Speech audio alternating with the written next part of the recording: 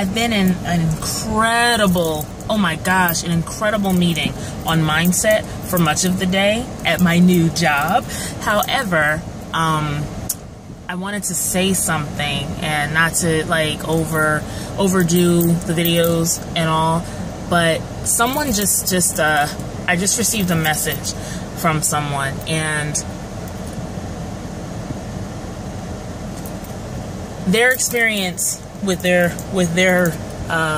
in their career sounded a lot like an experience that I went through in my career at my previous position. A woman was experiencing a very challenging pregnancy, so challenging she lost a child.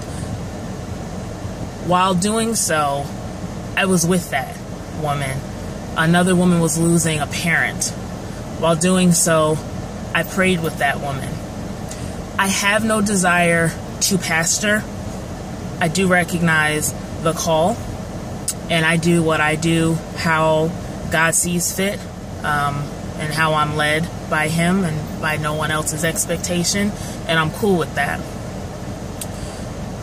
I said that to say that from watching my parents, and as Bishop Jakes preached years ago, watching them preach while bleeding, I learned that that woman who needed me while she was actively losing her child at work, and while that woman's parent, the other woman's parent, was actively dying while we were at work, and while I was a sister in the restroom with one, and a sister actually in the restroom praying with the other, both of those women, when the time came for my name to be made to look less than reputable, neither of them stood up for me, and I think one of them had to do with my termination. I say to anyone who's listening, everyone who's listening, in particular to the person that sent me that incredible message, I've watched my parents not turn their backs on people who've turned their backs on them. I've watched my parents love people anyway. It's easier for me to love or to like or to still be somewhat humane to those that have done me wrong.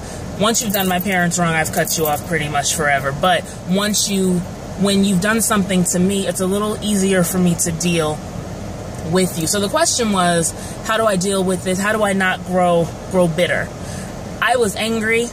I was very angry, and not that I have the answers, but I had to recognize that they may have done me a favor by getting me fired, because basically, yeah, they may have done me a favor, because there are pieces of my life, there are pieces of me that I would not have discovered had I not gone through close to 27 months of unemployment. There is a strength that I did not know that I had. There also are vulnerable parts of me that I didn't recognize that I had. There are friendships, sisterships, brother friendships that I had already developed that I don't want to say were tested, but that really saw themselves to prove to be so true during these past 2.5 years. And I really, at this point, can say thank you to the liars, because I'm sure their intention was not to have me. They don't care about where my life is now, whether it's great or not. But whatever their intention was in stabbing me in the back after calling me the greatest person on earth because I prayed or because I stood there as you were actively losing your child, and then to watch me be carted away like a common criminal, or to spread rumors about why I was terminated, I recognize my words have power. So the only words that I can say are words of well wishes, are words of prayer. Because if I say something negative, I know that my words absolutely can come to fruition. And I don't want that. I don't dislike anyone that bad. And so to you, I just say, pray on anyhow. Phyllis has taught me to pray on anyhow. Love folk till it hurts. kill them with kindness. I'm still a work in progress, but I definitely have learned to love through. Am learning to love through. I've watched my father love people through. To me, I think sometimes, they're a little softer than I ever will be. But I have learned that love, I guess we can call it that Christ-like love, even though there are people who are not Christians who do love like this. You love them through it. And in the end, I am grateful because I'm now in a position, I'm sitting in this meeting and I am just so excited. I wrote down, I don't feel worthy of being in a job that I actually love and I'm looking forward to doing every day. And then I learned what's expected of me, and I'm just getting so excited. It's just, everything is just wonderful. And my father said a few weeks ago, and I really don't do the prophecy thing because it's been like, it's your year. It's been my year since 2006. Stop saying that. So my father said to me a few weeks ago, I think you're coming closer to your yes. You're happier, because I saw something on the horizon. I felt it.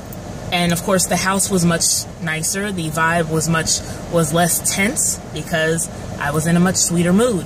My father said, "I can see you're about to get your yes, and things are going to happen quickly."